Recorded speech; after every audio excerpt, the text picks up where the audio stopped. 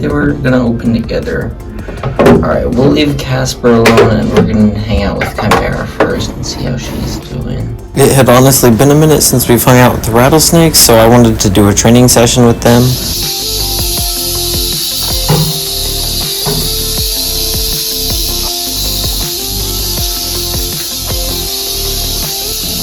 This is my Crotalus atrox, also known as the Western Diamondback. Her name is Chimera. I've shown her a lot before. Today we're just taking her out, doing an exercise, getting her used to me tailing her.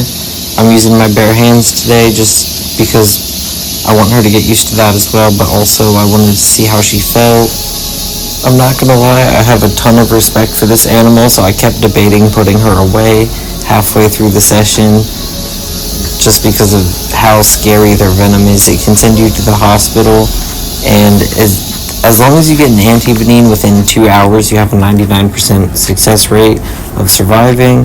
However, their venom contains cytotoxins, which break down your cells and cause necrosis. That's what causes flesh rot. Their venom also contains mycotoxin, which breaks down the muscles very quickly in an attempt to paralyze their prey so they can't get away. Previously on my channel, we've seen that toxin drop a mouse in 15 seconds. It was paralyzed.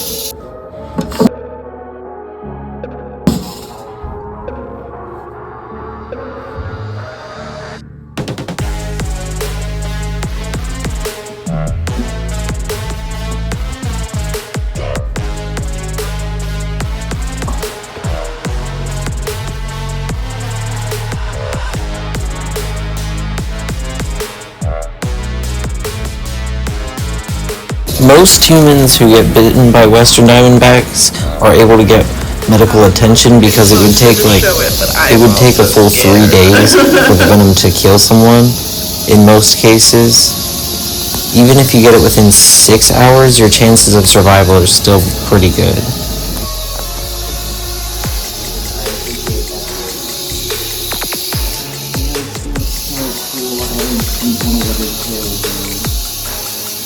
That was crazy. She didn't try to strike at you at all.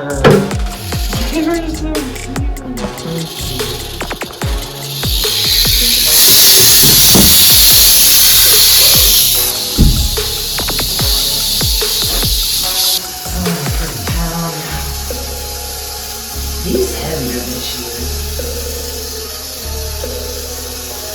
Look at that giant head.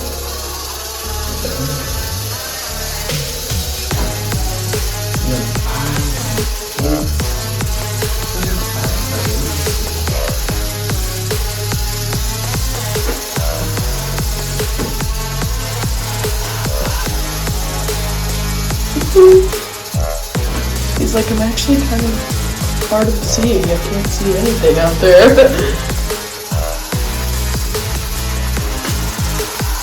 Yeah, this holding him, you really gotta use the arm trick and hold the hook a lot lower. Whereas Chimera, she's so much lighter, I can kind of hold the hook a lot higher. You will wear out your arm. Seems so curl up in the hair. Where she bit him? She intimidated him really bad. I didn't think it would sit, like, they still gotta go through that.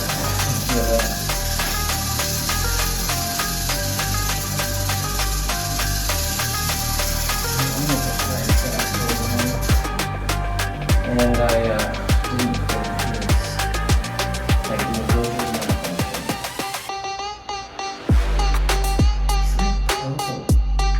Yeah. So you can see it's like blood.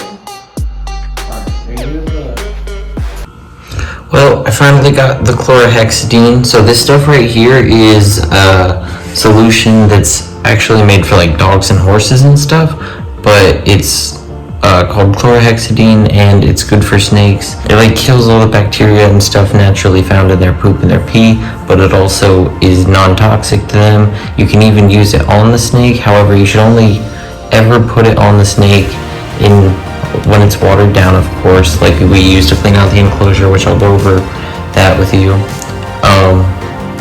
And then you should only ever use it on the snake if they have an infection. Otherwise, you just use it to clean out their enclosure. Keeps everything nice and clean and smelling a lot better. This stuff you don't actually have to spray out with water. You can just kind of already have it watered down, spray it on, clean it up, and then you're good. So as you can see, Terror, my red-tailed boa, her humidity was nice and high. She shed out real good, but she blew it up like most snakes do, and so it's so perfect that we just got this stuff. So a bottle this big, I just fill it up with water as much as possible, and I literally just put about like a tablespoon's worth of the blue stuff, and you can see this is kind of what the color that you want the solution to be. So let's get this big girl in a bath. However, this is the bath. It is just water. There's no chlorhexidine in here because she doesn't have any kind of infections or anything. She's a very healthy snake, so she doesn't need that. So how you use this stuff, it's really simple. You kind of just spray out the enclosure everywhere where there was a mess, and you wipe it out real good with paper towels. I'm gonna get up here a little bit, and this stuff will help keep mold from developing. It's just an all-around good thing. Humans can even use it as like a mouthwash or an antiseptic or whatever. Obviously, there's probably better options for humans than most of the time.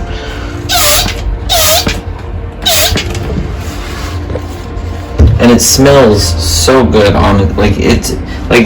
It's almost got like a fruity smell to it. Like, it doesn't smell like you'd want to eat it, but it just smells like a better smelling chemical than Clorox wipes. And also, Clorox wipes are toxic to snakes.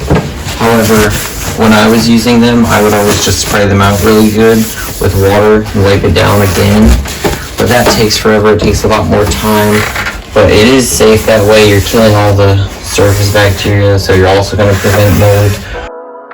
But this is just the safer option, and it takes less time and less money. Alright, now that her enclosure's all cleaned out, my big beautiful girl's ready to go back home.